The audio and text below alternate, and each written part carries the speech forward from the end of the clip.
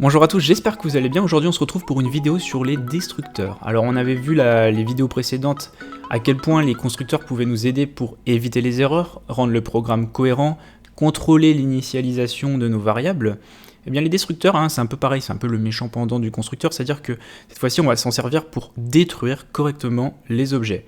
Alors très souvent on n'en a pas besoin, l'objet ne cache pas forcément une logique complexe qui nécessite d'implémenter soi-même un destructeur, mais parfois ces structures de données cachent une logique complexe, comme par exemple de l'ownership sur des ressources comme de la mémoire, ou alors si vous vous êtes enregistré dans un service au début à la création, vous avez peut-être besoin de vous désenregistrer de ce service à la destruction, etc. En fait il y a plein d'exemples, mais les destructeurs sont parfois nécessaires, c'est parfois nécessaire de les implémenter nous-mêmes. Alors je vous ai fait un petit exemple. J'ai déclaré entre accolades une structure nommée player0. Alors déjà la première chose à savoir c'est que grâce à notre constructeur par défaut, on sait déjà que la structure sera correctement initialisée avec des valeurs que nous contrôlons. C'est l'un des avantages. Ensuite, comme les objets qui sont déclarés sur la pile et pas sur le tas ont une durée de vie locale, c'est-à-dire que par exemple elles sont liées à les accolades dans lesquelles elles sont déclarées, à la fin de ces accolades, votre objet va être détruit tout seul et le destructeur va être appelé. Donc si c'est le destructeur par défaut, ce sera le destructeur par défaut. Il va tout simplement appeler le destructeur sur tous vos variables membres, mais si vous en avez implémenté un, il va peut-être faire autre chose, un comportement que vous avez défini. Pour se prouver qu'il est appelé tout seul, on peut faire quelque chose de simple. Donc déjà, on va apprendre à en déclarer un. Pour ça, c'est comme le constructeur, sauf que devant, vous devez préfixer le nom de la structure par le caractère tilde, ou la petite vague, ou le signe à peu près, c'est un peu comme vous voulez. Tilde, player, parenthèse vide. Là, vous avez déclaré un destructeur, et vous remplacez en soi l'implémentation par défaut que le constructeur, le compilateur génère. Si maintenant vous allez dans le CPP, eh bien ce sera un peu pareil, player, le nom de la méthode, donc en soi c'est tilde player, et ensuite les accolades.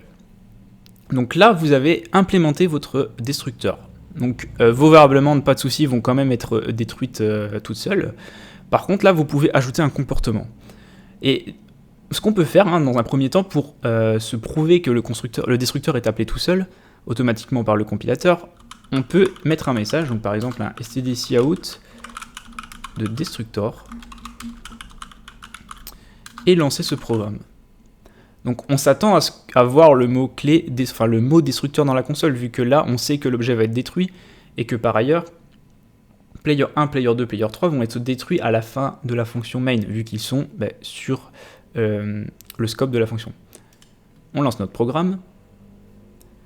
On voit bien que destructeur est appelé une fois, ensuite nous avons une interruption, et ensuite nous voyons les trois destructeurs, donc c'est-à-dire que ces trois structures ont bien été détruites proprement à la fin de la fonction main.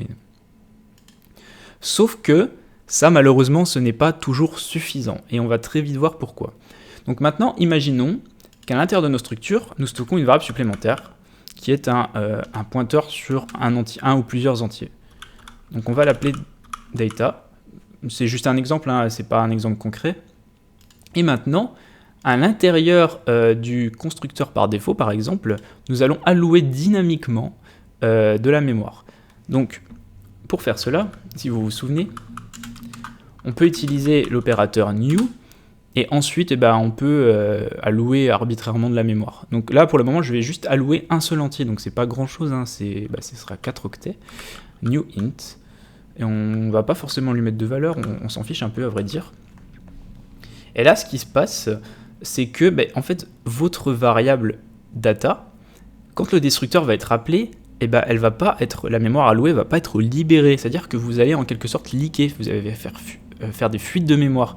Et ça, c'est très important dans la plupart des programmes, parce que si on s'en rend pas compte, la mémoire que prendra votre programme au système va grandir, et au bout d'un moment, vous prenez le risque d'atteindre la limite de ce que la machine a physiquement à vous offrir, où vous allez complètement ralentir la machine, parce qu'il va y avoir du swapping entre le disque, que ce soit un SSD ou un disque dur, et la RAM, et ça va ralentir tout le PC.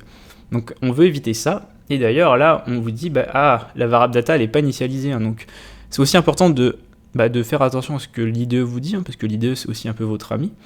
Donc là on peut par exemple profiter pour donner une valeur par défaut qui sera le pointeur nul à notre valeur data, et on va faire pareil dans tous les autres constructeurs, parce que c'est pas vraiment important.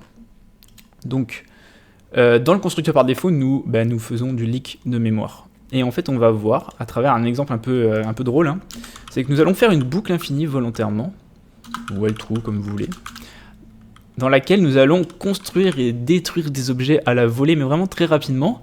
Et vous allez voir que la mémoire risque d'exploser. Donc, on peut même ouvrir le gestionnaire de tâches, lancer le programme,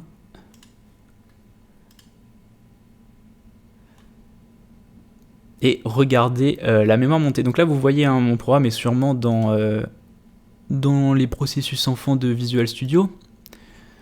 Et là, vous voyez que ça fait que monter, indéfiniment monter, et en fait, ça ne s'arrêtera jamais. Ça ne s'arrêtera jamais tout simplement parce que le programme perd définitivement l'accès à l'adresse mémoire, hein, qui est contenue dans mdata, et ne demande jamais au système d'exploitation de libérer cette mémoire. Et au bout d'un moment, eh bien, vous allez épuiser les ressources du système et ça va faire des problèmes. Donc ça, c'est typiquement un problème qu'on veut éviter. Donc on va arrêter notre programme et on va voir comment résoudre ce problème.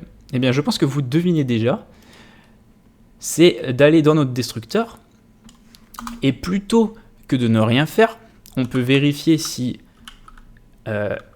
mdata est un pointeur qui n'est non nul, donc ça veut dire qu'il a une valeur différente de 0. En fait, en faisant ça, on vérifie qu'il a une valeur différente de 0, et c'est l'équivalent de vérifier qu'il n'est différent du pointeur nul. Et s'il est différent du pointeur nul, ça veut dire qu'on a alloué de la mémoire dans le constructeur. Et si c'est le cas, eh bien, on veut tout simplement supprimer la mémoire, c'est-à-dire demander aux systématisations, on rend cette mémoire. Donc on fait ça, delete mdata, comme on avait vu dans la vidéo sur l'allocation dynamique. Pas besoin de le remettre à nul, puisque de toute façon l'objet est détruit. Et maintenant, si on relance ce programme, et qu'on regarde la mémoire de Visual Studio, eh bien ça ne devrait pas monter comme tout à l'heure. Vous voyez là, ça reste à peu près à 2 Go et 75 MO. Ça ne va pas monter comme tout à l'heure, tout simplement parce que la mémoire qu'on alloue, et maintenant on la rend. Donc il n'y a plus de fuite. Et ça, c'est seulement possible grâce au destructeur. Bon, évidemment, on a aussi ce qu'on appelle les smart pointers qui peuvent se gérer eux-mêmes, hein, mais là, c'est pas le sujet de la vidéo. Donc les destructeurs, voilà, ça sert un peu à ça. Et globalement, vous allez voir qu'avec les classes, avec la complexification de vos programmes, que vous avez quand même souvent besoin de mettre du code dans ce destructeur, ou alors de faire vous-même une méthode d'initialisation et de destruction si jamais vous voulez, par exemple, recycler vos objets sans vraiment les détruire. Mais ça, on va dire, c'est plus propre à du programmation spécifique comme la programmation de jeux vidéo, hein, et on fera ensemble quelques vidéos sur justement la programmation de jeux vidéo en particulier. Mais là, ce n'est pas le sujet, hein, c'est à court sur le C++, et on va pas perdre de vue que pour le moment, c'est d'acquérir les bases. Donc, dans la prochaine vidéo, on va commencer à voir les classes, on va progressivement transformer notre structure player en une classe player.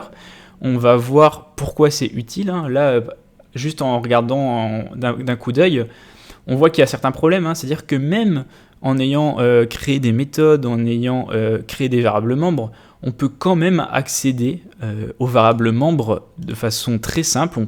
N'importe qui peut faire la structure point à la variable membre et mettre la valeur qu'il veut, et on ne peut pas contrôler trop qui fait quoi. Voilà, c'est ça, qui fait quoi. Il y a des fonctionnalités de l'IDE qui s'appellent le data breakpoint, hein, le point d'arrêt donné, qui demande concrètement à l'IDE et aux systèmes d'exploitation de surveiller qui modifie la valeur, hein, mais ça c'est déjà ce qu'on appelle du debug avancé, hein, c'est pas encore le sujet du cours.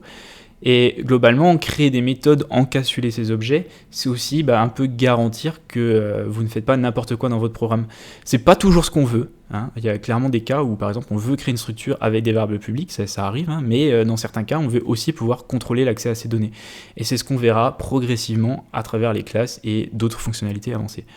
Donc voilà, j'espère que la vidéo vous a plu. En tout cas, n'hésitez pas à me dire dans les commentaires si jamais ça a été trop vite, si jamais vous voulez qu'on aborde quelque chose avant d'aborder les classes, ou même si vous avez des questions. Si la vidéo vous a plu, n'hésitez pas à vous abonner, et je vous dis à la prochaine vidéo sur les classes.